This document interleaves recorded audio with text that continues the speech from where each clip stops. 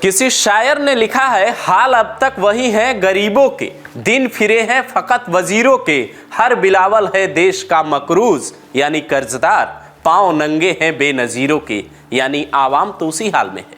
ये बात पाकिस्तानी प्रधानमंत्री शहबाज शरीफ पर बिल्कुल सटीक बैठती है। एक तरफ मुल्क कंगाली के रास्ते पर है और दूसरी तरफ शहबाज शरीफ जनता से वादा कर रहे हैं कि हम पाकिस्तान को भारत से भी आगे ले जाएंगे, महान राष्ट्र बनाएंगे। लेकिन पाकिस्तान की पब्लिक पूछ रही है कि क्या गधा बेचकर हमें हिंदुस्तान से आगे ले जाओगे? सुनकर हंसिए नहीं, बल्कि पाकिस्तान की गधा नीति को समझिए।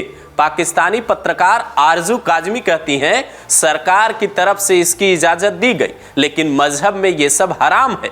तौबा तौबा, हम लोग सिवाय दवाओं और जरूरी चीजों के अलावा कुछ भी ऐसा नहीं खाते जो हमारे धर्म में मना है।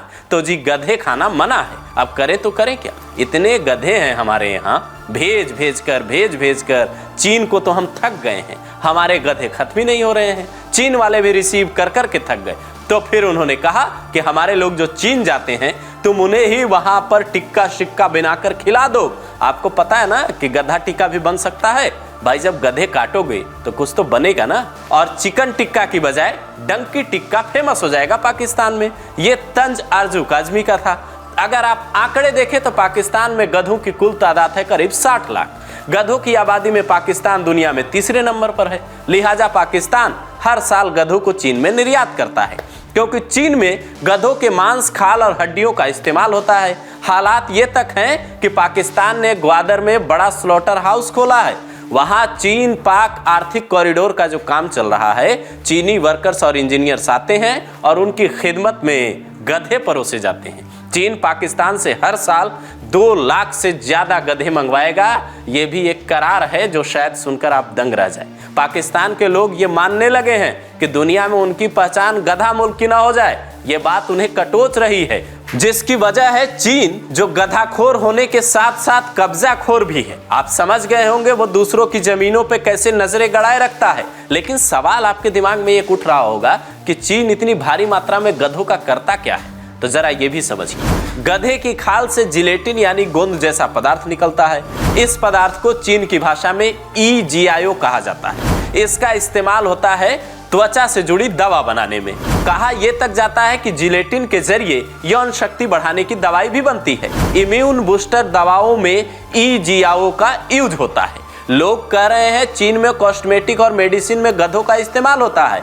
वहां पर गधे की हड्डियों से लेकर हर चीज जैसे ब्यूटी क्रीम तक बनती है। जो अच्छी ब्रांड के कॉस्मेटिक्स हैं, चेहरे पर जो वहां महिलाएं लगाती हैं, उसमें गधे की चर्बी है।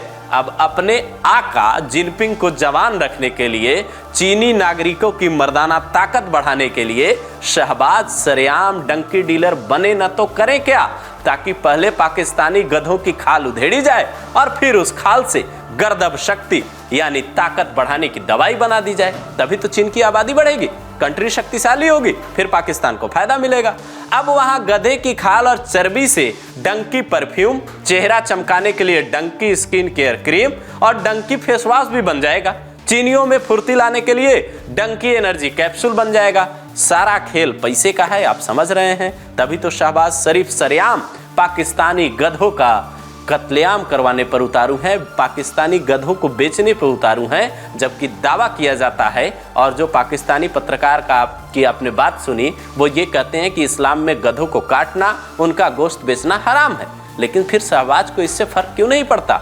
वो सीना चौड़ा करके ये काम कर क्यों रहे हैं? ताकि इसलिए कि पाकिस्तान से गरीबी का नामो निशान मिटा सके, पाकिस्तान के खजाने में इतना पैसा भर सके जिसकी कल्पना पाकिस्तानी भाईजान न कर पाए। बस शहबाज के इसी गद्दा नीति ने पाकिस्तानी आवाम को शर्मसार कर दिया है। और आप जो सुन रहे थे कि शहबाज शरीफ कह रहे हैं कि मुल्क को हिंदुस्तान से आगे ले जाएंगे, अगर ये गधा नीति चलती रहेगी तो पाकिस्तान का क्या होगा? जरा कमेंट करके बताइए।